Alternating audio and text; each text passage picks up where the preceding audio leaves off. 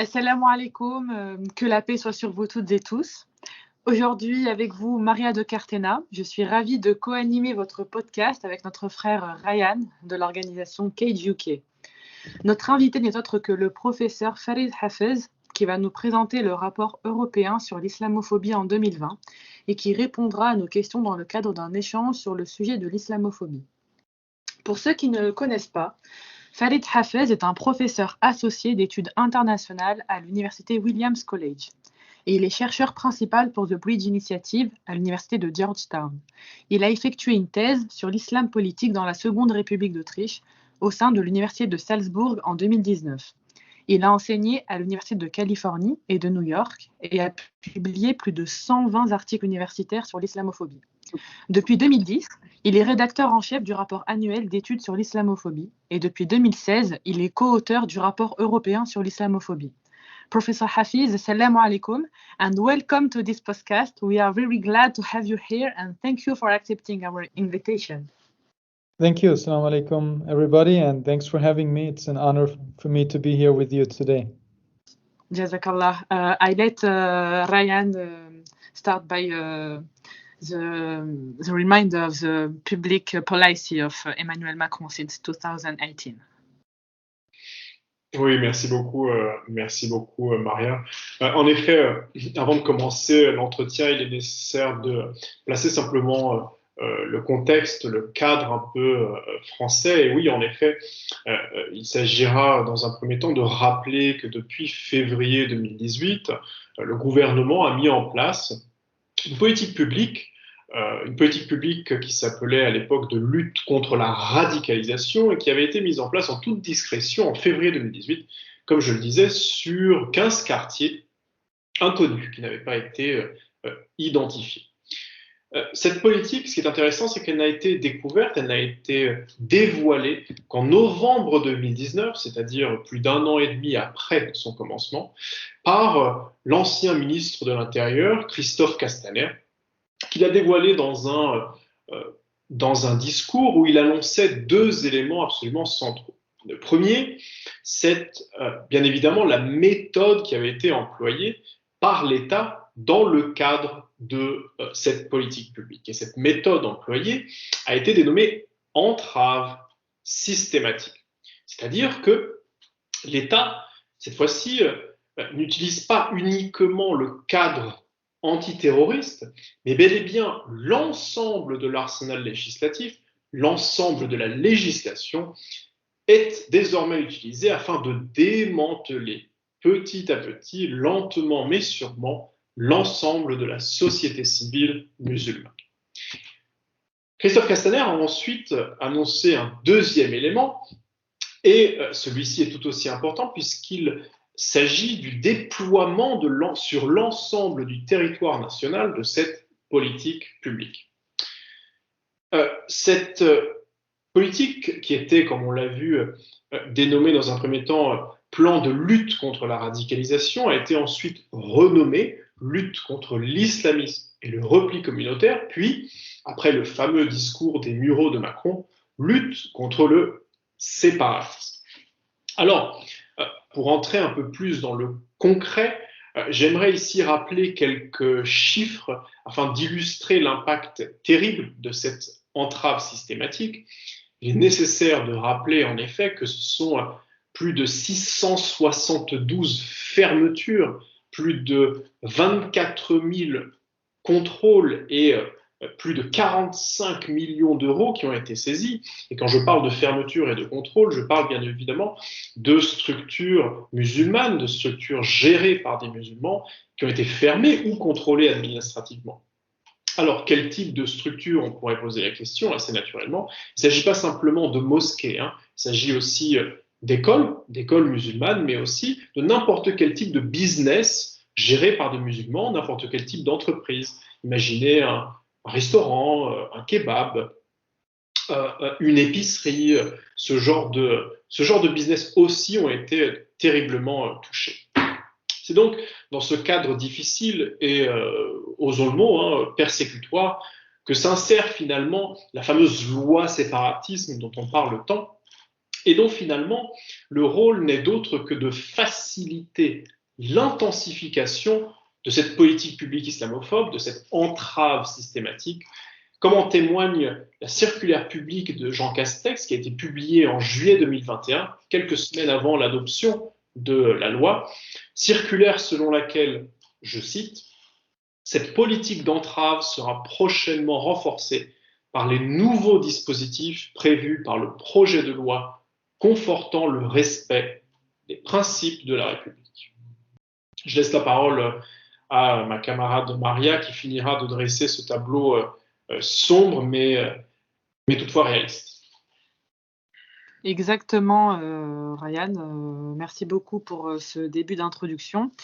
Alors tout d'abord, je vais commencer par expliquer comment on voit l'islamophobie. Donc l'islamophobie, telle que nous la définissons, est effectivement toute entrave faite à la construction, au développement et la libération de la communauté musulmane. En France, cette entrave se manifeste par le démantèlement de toute subjectivité musulmane, aussi bien au niveau culturel que culturel ou politique de l'expression. Cette entrave s'exprime aussi bien au niveau du gouvernement, de sa police que de la justice. Plus encore, elle fait aujourd'hui consensus.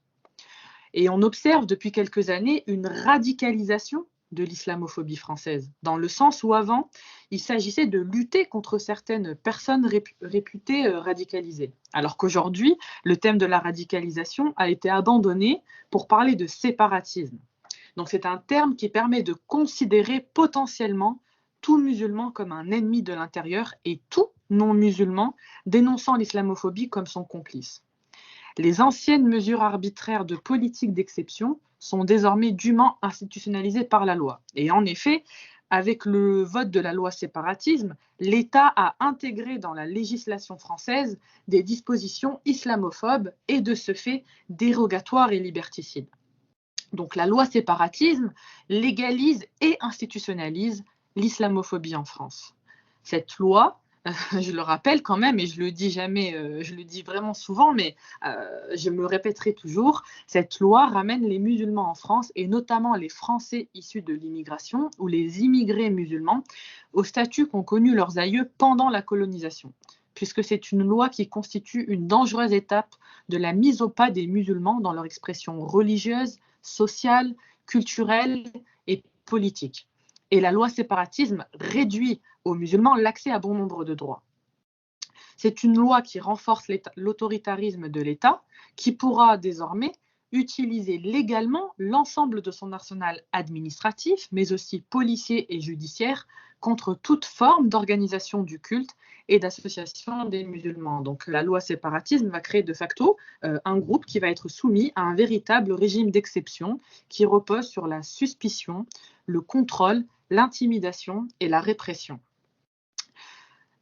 Tout de suite après l'attentat de Conflans en novembre 2020, le ministre de l'Intérieur avait annoncé des dissolutions d'associations et des fermetures de mosquées, en martelant que la peur allait changer de camp. Mais l'État ne s'en est pas pris à des organisations terroristes. Il ne s'en est pas pris non plus aux terroristes, mais bel et bien aux musulmans. Lorsque le ministre de l'Intérieur a fait cette annonce, il menaçait en réalité la communauté musulmane. Et aussitôt dit, aussitôt fait, peu de temps après, le CCIF et Baraka City étaient dissoutes, la mosquée de Pantin fermée et d'autres organisations musulmanes cultuelles et sportives ont suivi. Depuis novembre 2020, je le rappelle, c'est 99 mosquées soupçonnées de séparatisme qui ont été contrôlées. Je le répète, soupçonnées de séparatisme qui ont été contrôlées. 21 mosquées fermées et 6 autres mosquées en cours de fermeture, sans compter les dissolutions de 3 grandes associations musulmanes, le CCIF, Baraka City et la CRI. Alors j'aimerais vous demander, Dr Hafez, si vous pouviez nous décrire votre rapport, de quoi s'agit-il et qu'est-ce qu'il nous apprend sur l'islamophobie européenne et sur l'islamophobie française, bien sûr. Well, first of all, just for the context, we've been doing this European Islamophobia Report now for 6 years. It's the 6th report that has been published. It's an annual project since 2015.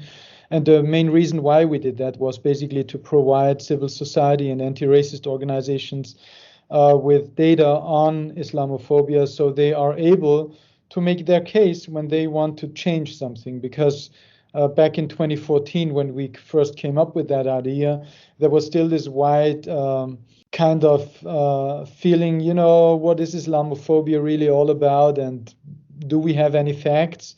And so we really wanted to be a kind of a helping hand in this process for civil society organizations and justice movements to push for their anti-racist agenda. So for the 2020 report, the reason why we put Macron there was basically because we felt that this level of state Islamophobia is really has reached a tipping point, and you just mentioned it. I mean, numbers of mosques, anti-racist organizations, aid organizations being closed down, that is something new, right? This has not been the case like 5 years ago. And now it is centrist institutions, centrist governments, which are pushing for that kind of legislation, which are implementing these kinds of measures. And that is something new. And again, France is not the only case. There are also other countries, Austria, where I come from, and other countries which are pushing for these kinds of measures to become the new normal. And I think what we are observing here is, you spoke about in 2018 when there was this all of this talk about radicalization. The idea really a few years ago was, especially when ISIS as a phenomenon came up, there was this idea of we have to push back against radicalization and militancy. And what we have been witnessing the last few years is widening this notion of fighting extremism, violent extremism, and fighting radicalization. This has shifted to fighting non-violent extremism. So basically what we are witnessing is that these state authorities do not go only against those forces who are taking to the arms, who are using violence as a means to implement their goals, but rather they are widening that to also include any kind of non-violent form of what they would call extremism. So basically, then we see it goes after mosque institutions or anti-racist institutions in the alleged fight against what they call extremism. And I think this is something, it is part and parcel of this project of fighting extremism, right? But at the very same time, it really shows how much the state actually goes against common Muslimness.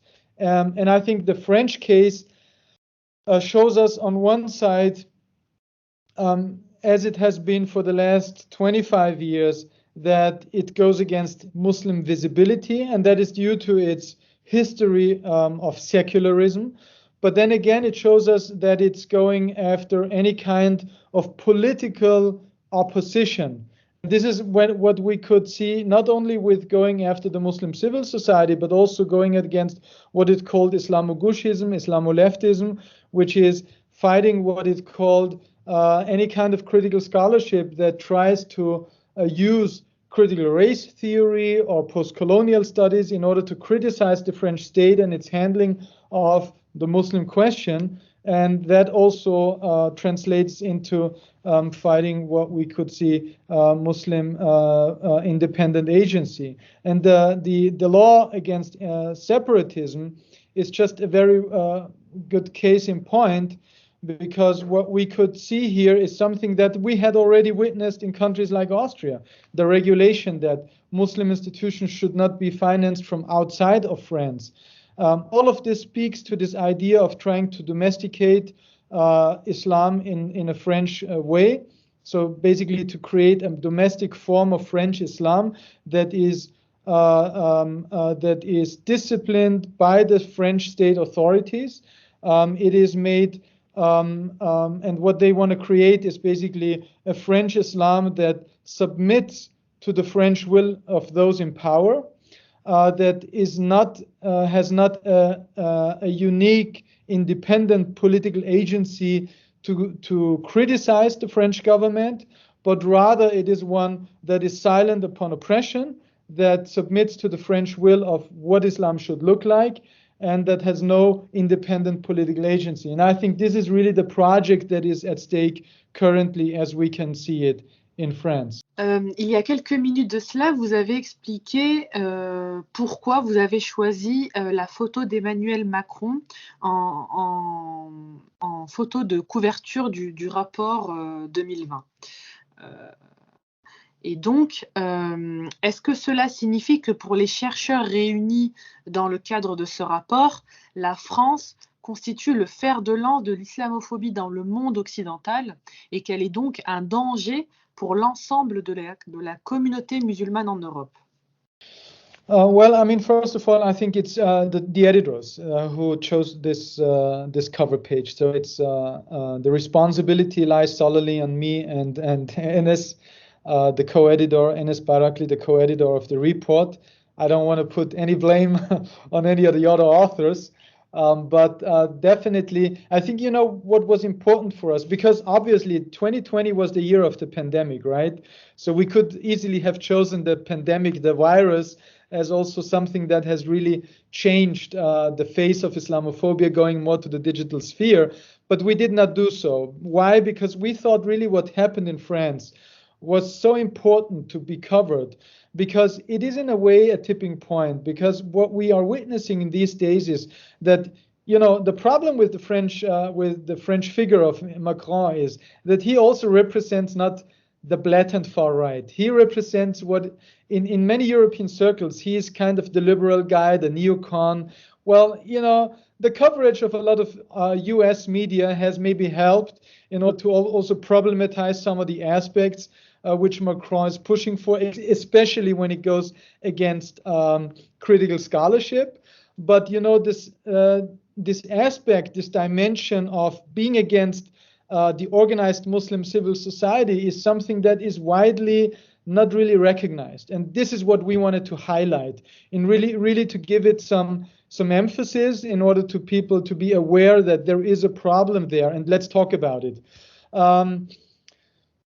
So that is, I think, one important aspect to it. The other is, you know, obviously, a lot of media also speaks about Macron kind of co-opting the anti-Muslim rhetoric of, in the past, Le Pen, and currently more Zemmour. But what we really want to show with the report and the findings of the report is also that this is not only about an electoral gain. I mean, this is one important dimension to it, absolutely. And I agree with the commentators, the political commentators, on the importance of this anti-Muslim rhetoric in shortly before the election. But I think that there is one other strategic dimension to all of these political legislations, to these legislations and political measures, which is the longer perspective, the long-term strategy behind these legislations, which is, in my opinion, that the French political elite sees in Muslims a long-term problem. They know there is around, let's say, 8% of an estimation of the whole population in France being Muslim. And the projection is that this is going to increase within the next 20, 30 years to become maybe 20 to 30% of the whole population. So in case that happens, the question is like, what is the role of Muslims within those 3 decades to come? And there is obviously the perception that given their increase in number, we have to handle them. So there is either the possibility to let them do whatever they want to do, but especially in the French understanding of republicanism and so-called égalité, which is more of a sameness and not allowing any kind of difference to be part of the public sphere. The fear is that if they do so, that will change what the common perception of and conception of Frenchness is. So the idea is, if we create this French notion of Islam, this is how we can secure this idea of égalité. And I think this is really what is at stake for the French case. And in different ways, it is also what is at stake for other cases like the Austrian case, where with the Islam Act of 2015, they had already implemented the ban of foreign funding and the idea of to create this Austrian notion of Islam. And by that meaning, actually more what the colonial empire meant when it said we want to have a modern version of French Islam, trying to disconnect Muslims from their global community, and by that do something which is very antithetical to any other church or denomination, because every church, the Catholic Church is an international one. The Protestants are a global community, right? And as much as this is the case, it's also with the Muslims. But what they fear with the Muslims is that this kind of global connectedness undermines the French nation state. And this is, I think, what is really at stake here, what we can see, and what Macron is actually looking at. And again, I would argue this is not so much a Macron project only. It's a French project that is much older than Macron has been in power. Donc, les chercheurs qui ont travaillé avec vous sur ce rapport 2020, est-ce qu'ils concluent comme vous qu'in fine, la radicalisation de l'islamophobie française a tendance à devenir un outil de désislamisation de la minorité musulmane en France à travers le contrôle de leurs êtres, de leur culte et de leurs croyances? Well, I think that's at least my conclusion, even not maybe the conclusion of the authors of the report, because, again, the report is very much about trying to basically show what happened from January 1st to 31st of December within 1 year. And I think what I added here is much of more of a theoretical kind of trying to contextualize this, which with something that you won't necessarily find even in the report, the way it is drafted, because this is not the way how we present it to the wider audience. But yes, I think you are right in the way you put it. I think this is really what is at stake, trying to discipline the Muslim subject, assuming that it is a security threat to the nation state, to the French society. And this is really how people bargain about regarding this issue within the French political elite. That's the way how I would put it, yeah. On remarque, on constate qu'il y a un véritable consensus islamophobe français qui existe et qui se déploie au sein des médias, des politiques, du gouvernement, de l'administration, mais aussi dans les rangs de justice, par exemple, qui valident l'islamophobie d'État systémique. Finalement, est-ce qu'on peut dire que ce consensus n'est pas en train de devenir une islamophobie globale du fait de l'influence du gouvernement français sur les autres pays européens? Et si tel est le cas, finalement, est-ce que ce consensus ne devrait-il pas appeler finalement à un consensus des résistances des minorités musulmanes visées? Well, that's an interesting question, because first of all, I think, we got to be very clear about the fact, these French policies that are in place, again, they are not uniquely French. There are other countries in Europe which basically use very similar measures. And first and foremost, I think the strongest ally in that is the Austrian government. But then there is a structural question that is very much related to that, which is, I think the structural underpinning of this is very much a church-state relationship or religion-state relationship that you can find in a lot of countries, especially in the Muslim world, right? Because the way how the state conceives religious structures is by seeing it as basically the long arm of state authorities. And that is something which is very typical to especially the post-colonial era in what some people would call the Muslim world. Let's call it Muslim majority societies. A lot of institutions, religious ministries, departments of religious affairs, or waqf systems, as they call it in those countries, are very much an aiding institution to the state. So I think structurally speaking, you have this problem, especially in the Muslim world, you know, rather than you have it in Western countries, because at least theoretically speaking, let's say take the example of Austria, there is this idea of separation and secularity, which is a separation of state authority and the sphere of religious institutions, which should ideally help in not having these problems. Okay?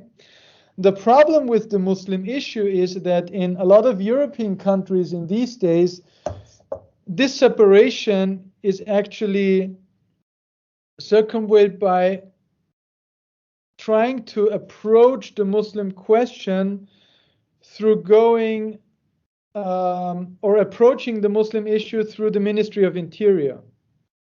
So it is not anymore, let's say, the Department of Religious Affairs that is in charge of dealing with the Muslim institutions, but rather it is the Ministry of Interior that is approaching Muslim issues through the lens of security. While at the very same time, let's say, the Catholic Church is approached through the Ministry of Religious Affairs or the Ministry of Cultural Affairs, as it is in most countries in Western Europe where you have this kind of state-church relationship. So what we find is that the system of separation, which could actually be a help for Muslims, is circumvented in those Western European nation states, while in the Muslim world, or let's say the Muslim majority societies, where you have the state authorities being in charge of religion, that's how they use religion for their own sake. Therefore, I don't know who is the ally here anymore, even potentially speaking, who could be. So maybe only those would problematize this who do not want Islam to be used for political ends. But again, there is a wider problem that we have to discuss then. And I think those countries who could really speak out for you are rather those countries where separation is really practiced. And the freedom of religion goes alongside other freedoms, like the freedom of association, the freedom of speech, and other freedoms. But potentially, I would say it becomes very complicated. And I don't know if countries and state institutions could be of any help, where structurally speaking, the problem could potentially occur at any time. I mean, maybe just to give just one more thought to that, I think the way how this issue should be problematized maybe is, yes, international kind of comprehending this problem and also tackling this problem on an international scale. But I think the way how to problematize this is really much more from the perspective of this being a problem of racism, and approaching this from a civil liberties perspective.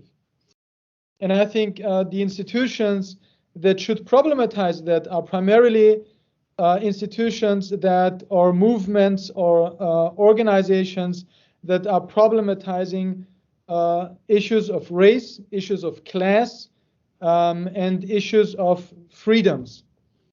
And because I think this is really the perspective that people should have in problematizing these crackdowns that we have been witnessing throughout the last few years. Merci beaucoup pour votre réponse précise et Inch'Allah, nous espérons vous inspirer justement de ce que vous nous dites pour essayer de trouver une solution à nos difficultés. Maria, je ne sais pas si tu as d'autres questions en tête, Inch'Allah. J'ai une dernière petite question pour le professeur Hafez. Pourquoi un rapport aussi étayé et accablant ne suscite-t-il pas plus de réactions au sein de la presse, des intellectuels, du monde associatif, des politiques ou des gouvernements? Well, I mean, first you would have to ask those who did not react, right?